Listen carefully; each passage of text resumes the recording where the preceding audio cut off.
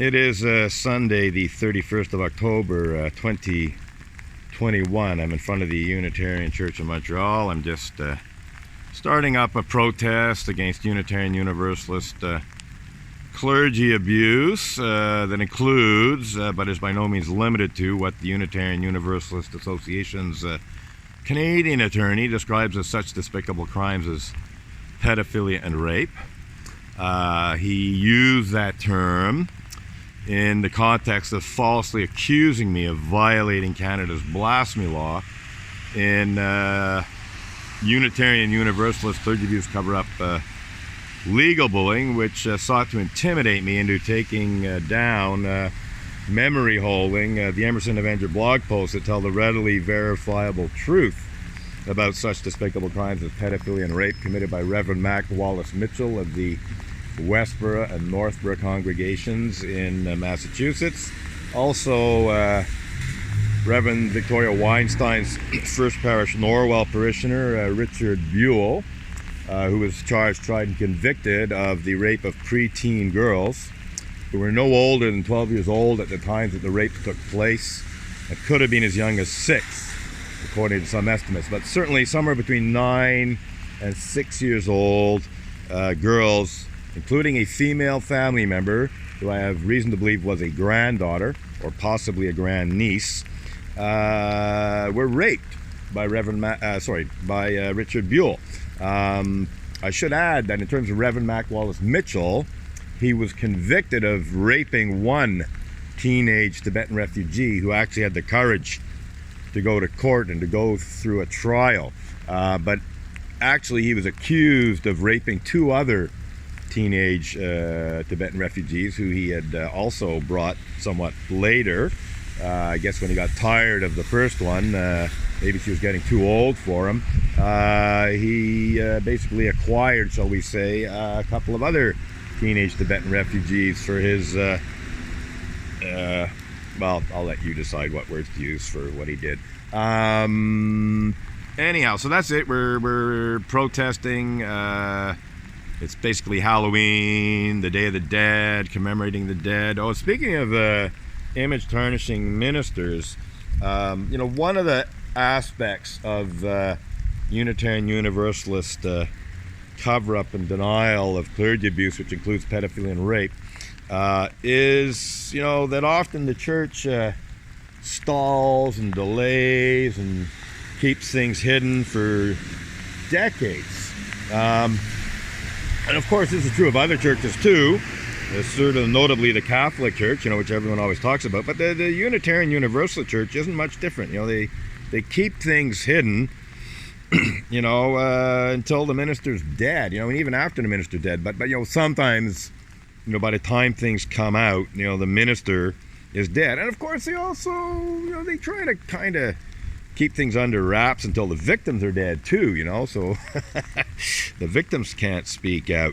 You know, keep things hidden as much as possible. So, you know, one of the reasons that Unitarian Universalists stall and delay justice, especially when it comes to egregious clergy sexual misconduct, such as sexual abuse of children and rape of children by Unitarian Universalist ministers and Unitarian Universalist Sunday school teachers, such as Stephen Craig Bullite, is to, you know, just hope that the victims will give up, that the truth will never come out, you know, that the perpetrators may die, and so on and so forth. I mean, Unitarian Universalist clergy sexual misconduct goes back to the beginning of the Unitarian Universalist Association in 1961. And of course, prior to that, there would have been sexual misconduct and sexual abuse in the Unitarian Church and the Universalist Church separately, but they merged in 1961.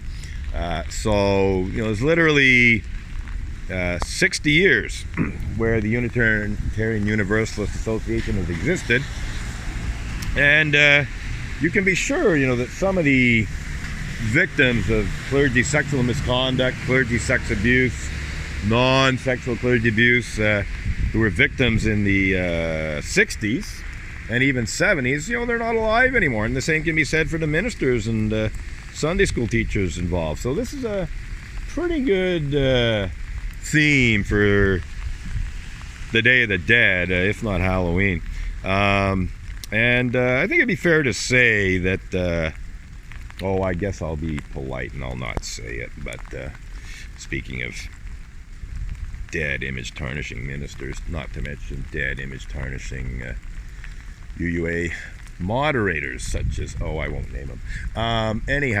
See, I'm being very coy here. This is Unitarian Universalists. Actually, that's another thing. They're very good at being coy when they actually do talk about clergy sexual misconduct. They basically don't name the minister, don't name the church, and so on and so forth. I mean, in some cases they do, but in a lot of cases they basically, they sort of, how can I put it? They essentially keep things veiled, like you don't know who the victims are exactly, you don't know who the minister is exactly, you don't know which church it is exactly, and so on and so forth. It's another way of just sort of obscuring it. And they sanitize it. I have to say, as I said, in June of 2012, the Unitarian Universalist Association did in fact hire Stikeman Elliott defamation lawyer, Maitre Marc-Andre Coulombe, to falsely accuse me of the criminal act of blasphemous libel in legal bullying, which was intended to intimidate me into taking down existing blog posts about Reverend Mac Wallace Mitchell and also Richard Buell, and also to intimidate me into not putting up any blog posts about other Unitarian Universalist pedophiles and rapists. I mean, it's a cease and desist demand letter. But what I'm trying to get at here is, in terms of sanitizing things, I stood my ground. I refused to take down the blog post. I humiliated the lawyer. I humiliated top-level UUA leadership for falsely accusing me of blasphemous libel in an effort to conceal pedophilia and rape. I even at one point asked them, well, excuse me, are you trying to tell me that such despicable crimes as pedophilia and rape are held to be sacred and holy by the Unitarian Universalist religion? Because that's what blasphemy is. They're accusing me of blasphemy.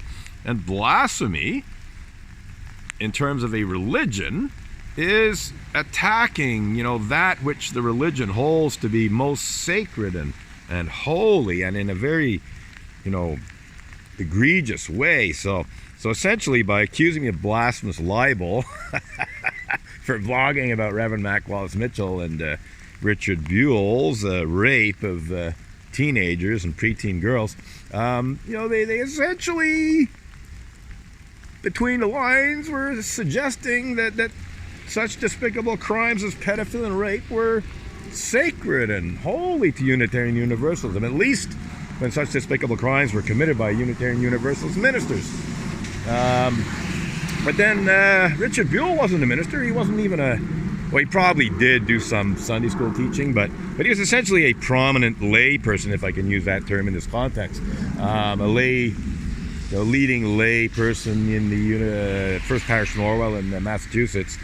So he wasn't even a minister. So I guess they have a pretty broad definition of pedophilia and rape in terms of how sacred it is to Unitarian Universalism. But anyway, getting back to the sanitization, I stood my ground. I refused to remove my blog post. I made a big fuss, and of course the Reverend Mac Mitchell case was known, perhaps largely as a result of what I was blogging about and tweeting about and so on. There was other information publicly available, but it was kind of obscured. I actually was making that public information available. I was making sure people were aware of it and could see it. I was linking to newspaper reports and so on. Good day, sir. So I got somebody passing by here. Anyhow, so sanitization. So essentially my information was there. The Unitarian Universalist Association was not able to conceal it. It's still there. And so eventually, they got around to issuing a second apology for clergy sexual misconduct in 2014 at the General Assembly of the Unitarian Universalist Association in 2014. UUA moderator James See No Evil Key, also known as Jim Key, stood up and delivered his moderator's report at the General Assembly of the UUA, the UUAGA as they call it for short. They like acronyms. And he essentially delivered what was supposed to be an official apology of the UUA Board of Trustees for clergy sexual misconduct. But there were serious, serious problems with the so-called apology. He minimized the extent and the seriousness of clergy sexual misconduct. And I think the worst thing he did is he literally denied any sexual abuse of children in the Unitarian Universalist religious community by Unitarian Universalist ministers. I'm trying to think his exact words. I think there were no incidents of abuse of elders or children in my investigations. It might have been the other way around. He might have said there were no incidents of abuse of children or elders in my investigations. So he literally officially denied any sexual abuse of children by Unitarian Universalist ministers, even though Reverend Mac Wallace Mitchell had been charged, tried, and convicted of the forcible rape and the unnatural rape of a teenage Tibetan refugee. And I can say that he is not the only Unitarian Universalist minister who's been charged, tried, and convicted of the sexual abuse of children. There's some others, shall we say. And certainly there's also Sunday school teachers, but that wasn't addressed in this apology. So anyway, getting back to the sanitization, after that worthless apology that brazenly lied about child sex abuse, the UU World magazine, which is sort of the propaganda organ of the Unitarian Universalist Church, quarterly magazine at the time, 4 times a year, they'd have this magazine come out. It did a report about reforms to how they handle clergy sexual misconduct. To be honest, I don't know if there's really been much real reform. And even if there has been on paper, I'm not sure if it's actually enforced. I think things are pretty much same old with the Unitarian Universalist Association. But anyway, getting back to the sanitization of sexual abuse in the Unitarian Universalist Church, in this report, they spoke about the Reverend Mac Mitchell case, and they sanitized it. They admitted the absolute minimal basic facts, but they did so in a way that was essentially very misleading. They said that he had what's the word I'm looking for? I don't have the exact words totally memorized, but they said that he had brought this girl to give her an education. Well, as I said, she certainly got an education, but not the one she was expecting. So basically they present it as if he initially was being benevolent. That his purpose, was a good purpose to bring her to America to give her an education, but then things sort of went downhill from there, which I'm pretty sure he knew what he was doing, before he lured her away from her parents. I think this was premeditated, if you don't mind my saying so. So they sanitized that aspect, make it look like he was trying to do good, but then things went wrong. And then they say he was jailed for, I think, so many years. Well, yes, he was jailed, but they don't mention the fact that he was supported by half his congregation. They don't go into any of the details of what he actually did. So they just make it look like, oh, everything was handled properly. He went to jail, blah blah blah. Nothing wrong here. Nothing to see, which is absolutely not the case. And they certainly didn't mention that they tried to hide it, which I'm quite sure they did. I can't absolutely prove it, but there is circumstantial evidence which strongly suggests that the Unitarian Universalist Association did try to hush everything up with, what it would call a confidential investigation of the allegations of the teenage Tibetan refugee who Reverend Mac Wallace Mitchell raped. On that note, I think we're done for this clip. It's almost 15 minutes long. And yeah, so that's it. October 31st, 2021, Halloween. Got Peter McQueen up there. I could say a couple of things about Peter McQueen, but I won't for now. But Peter was actually, he rode by. I think it was last Sunday. He was on his bike and he came by in the bike trail here. And as he went by, I recognized him. I said, "Oh, Peter, I haven't heard you speak out against the criminal harassment charges that Sue Montgomery brought against me to suppress my protest in front of the church here," which is essentially what Sue Montgomery did. Sue Montgomery, former justice reporter for the Gazette, who repeatedly refused to report on newsworthy stories, and certainly refused to report on the Unitarian Universalist Association's attempted abuse of misuse of Canada's blasphemy law and child sex abuse cover-up legal bullying. And she was directly involved in attempts to shut down this protest earlier, like in 2006, 2007, even earlier, maybe 2005. Sue Montgomery directly involved herself in efforts to shut down this protest that were partially successful. I was subjected to a restraining order for 1 whole year as a result of legal action that the Unitarian Church of Montreal took, and one of the worst judges in Quebec court granted a restraining order. I think other judges wouldn't have, but this judge gave a restraining order when none was really justified. So my protest was shut down for a full year as a result of action that Sue Montgomery was involved in. So anyway, getting back to that, she managed to get herself elected as mayor of Côte-des-Neiges-Notre-Dame-de-Grâce. She's actually seeking re-election. And when I heard that Valérie Plante had recruited Sue Montgomery to be her star candidate for mayor of Côte-des-Neiges-Notre-Dame-de-Grâce, I obviously was quite concerned. And because I knew that Sue Montgomery, was involved in Unitarian Universalist cover-up and denial of the worst forms of clergy sex abuse and even non-clergy sex abuse. So we talk about Richard Buell and the Sunday school teachers and so on.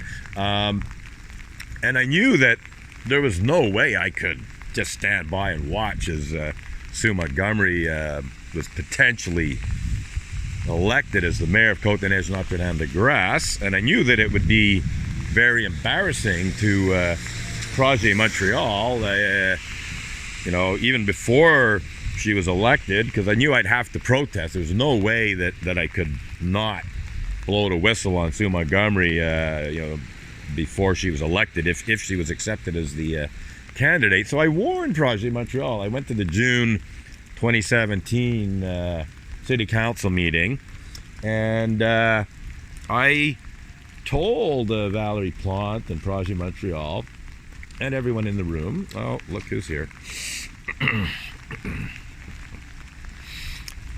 just talking about this person.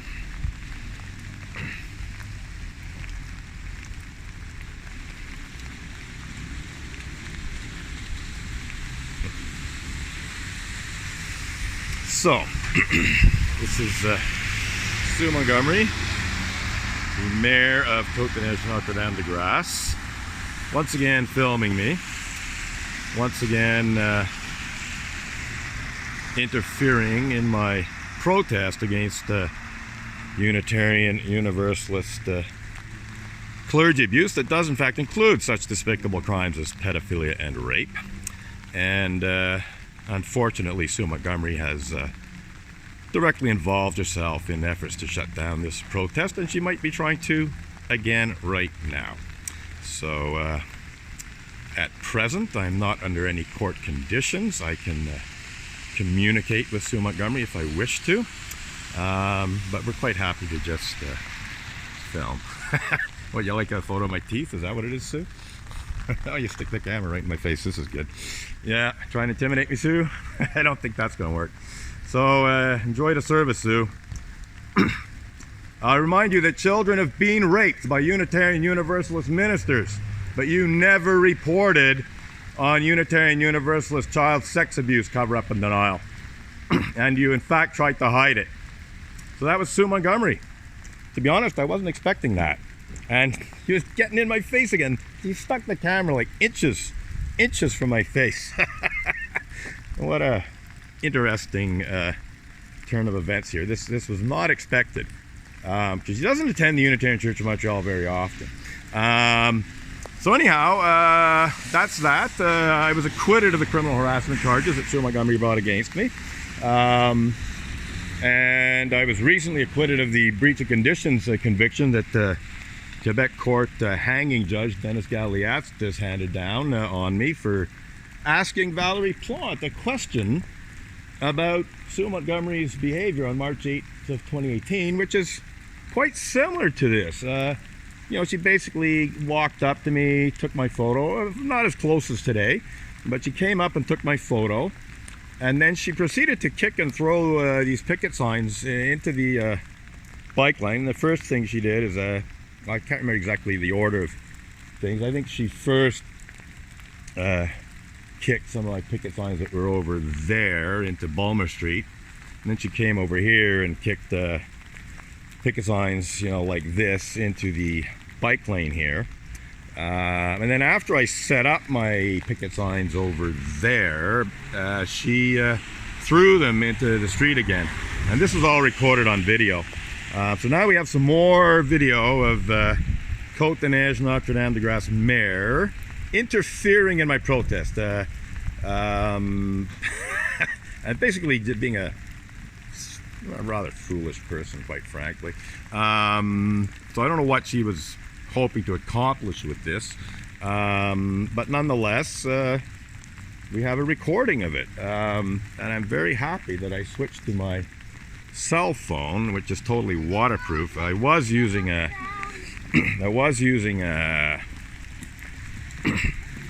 camera that's not waterproof, and it wasn't working very well, so I switched to my cell phone, which actually does 4K video. So I think we're pretty much done here. I wasn't planning to protest very long this morning because I have other things to do today. But this is quite an interesting video, and I honestly do not believe it's going to help Sue Montgomery's case at all. I mean, she may think that she's, you know, somehow shooting incriminating video, but absolutely not. Everything I'm doing, as far as I'm concerned, is perfectly legal. Not only legal, but I think it's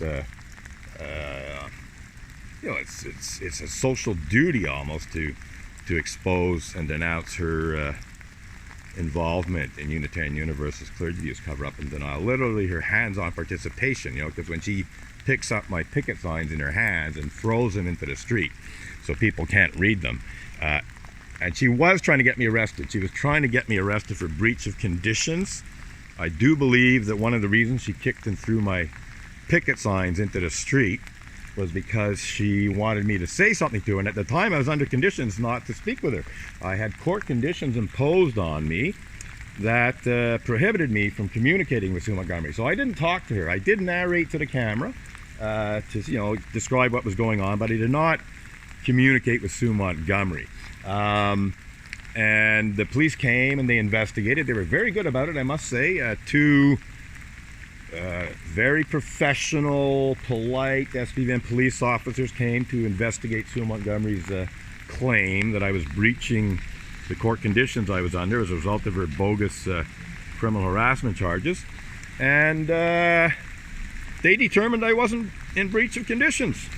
And that was the end of that. And that is what I was talking about. That is the question I asked Valérie Plante and also Lionel Perez at the subsequent Montreal City Council meeting. I asked for Valérie Plante's opinion of the behavior of her deputy mayor on Sunday, March 18th, 2018, which was recorded on video, and which I assume she had seen at some point, and certainly was publicly available. So that's it. So I asked Valérie Plante a question about Sue Montgomery's interference in my protest, an attempt to shut it down completely by getting me arrested for breach of conditions. And what happens? Later, some months later in September of 2018, I get arrested again for breach of conditions. Why? Because I asked that question and some other questions at subsequent meetings. So I was accused of breach of conditions for asking Montreal Mayor Valérie Plante and Lionel Perez, the opposition leader from Ensemble Montreal, a question. I wanted their opinion. Well, what do you think of this? What do you think of Sue Montgomery coming to my protest and kicking and throwing my picket signs into the street? I didn't get an answer from either of them, by the way.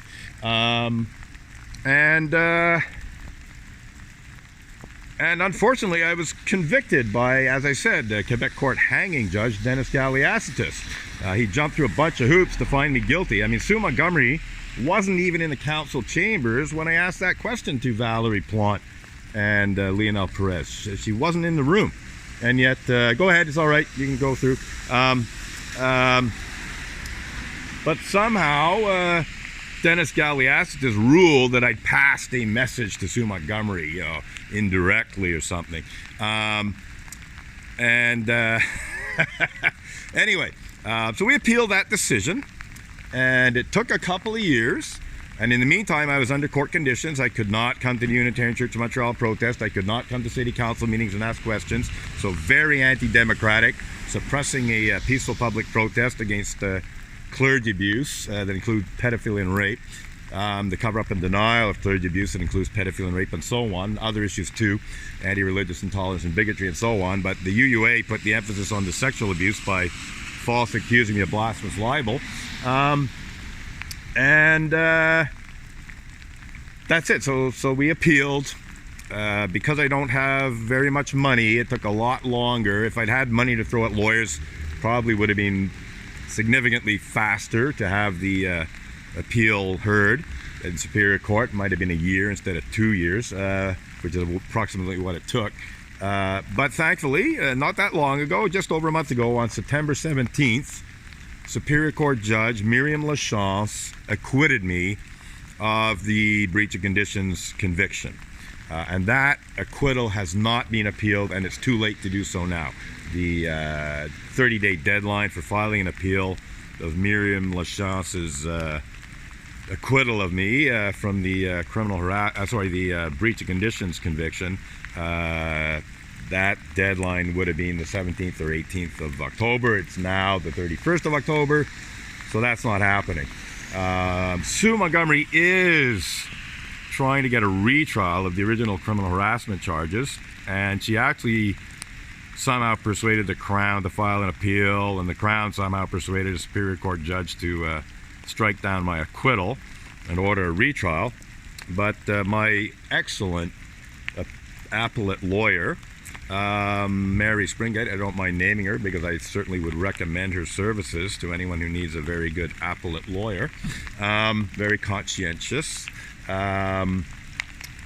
She successfully filed for an appeal of that Superior Court decision to the Quebec Court of Appeals. It's before the Court of Appeal. It's probably going to be quite a few months before that appeal is heard. I see at least a minimum.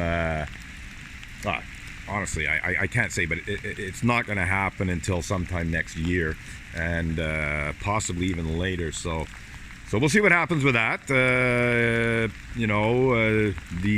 I think, all things considered, that we will win in the Quebec Court of Appeals, and that'll be the end of the story in terms of Sue Montgomery's bogus criminal harassment accusations. I mean, she's harassing me like. When she comes and kicks and throws my picket signs into the street, that's harassment. You know, I'm engaging in my, charter guaranteed right to engage in peaceful public protest, and Sue Montgomery comes along and kicks and throws my picket signs in the street, not to mention tries to get me arrested for breach of conditions. I mean, this is essentially police harassment, judicial harassment. Sue Montgomery is using the SPVM, I should say abusively misusing the SPVM and the Crown, the criminal justice system, to suppress my protest against Unitarian Universalist clergy abuse. And of course her primary motivation was to keep me out of city council meetings where I was asking some tough questions about her involvement in Unitarian Universalist clergy abuse cover-up and denial, which included past abusive misuses of the SPVM and the criminal justice system that she was directly involved in. So we're almost done here. We got a half-hour of recording here, even more than half-hour recording here, which is good because my other camera can't do that. So that's it. So essentially, we'll see what happens with our appeal. I actually don't mind having a retrial. If Sue Montgomery wants a retrial, if the Crown wants a retrial, we'll have a retrial, and it won't be a one-day trial. It'll be probably several days because there's going to be a lot of cross-examination going on and probably some extra witnesses being called and so on and so forth. So I would think it'd be at least a 3-day trial, maybe a 4 or 5-day trial. So we'll see what happens with that. And I would expect to be acquitted again because I'm not guilty of causing Sue Montgomery to fear for her safety. In fact, the fact that she comes up to me and shoves her phone like inches away from my face, I think is a pretty clear indication that she does not fear for her physical safety at all. And yet she told the court, that she feared for her safety. She was looking over her shoulder and never knew what I was going to do, blah, blah, blah, blah, blah, making me out to be like the next mass murderer in Montreal. I mean, give me a break. So this footage of Sue Montgomery walking right up to me, shoving her camera right in my face, I don't know. I don't think that's going to help her case very much. I'll certainly bring it to the attention of my lawyer sooner rather than later. And yes, and the election's a week away. I mean, we're October 31st. The election's November 7th. I don't think this video is going to be very helpful to Sue Montgomery in terms of being reelected. But maybe that's it. Maybe she knows her chances of being reelected are pretty darn slim now. And maybe she knows she's not likely to be reelected, and so maybe she's just deciding to, be a jerk, essentially, is what it comes down to. So on that note, I do have other things to do. And I had not intended to protest very long today, mainly because of the other things I have to do, not because of the rain. Don't mind protesting in the rain, but we had a very interesting protest today. What with Sue Montgomery coming along, it would have been pretty mundane if she hadn't showed up and done her little thing. But yeah, this is not going to help her case at all because she's behaving in a way that essentially, at minimum, it introduces reasonable doubt to her claims that she fears for her safety. So that's it. That's all. We're done for Halloween 2021, October 31st, 2021. We're done.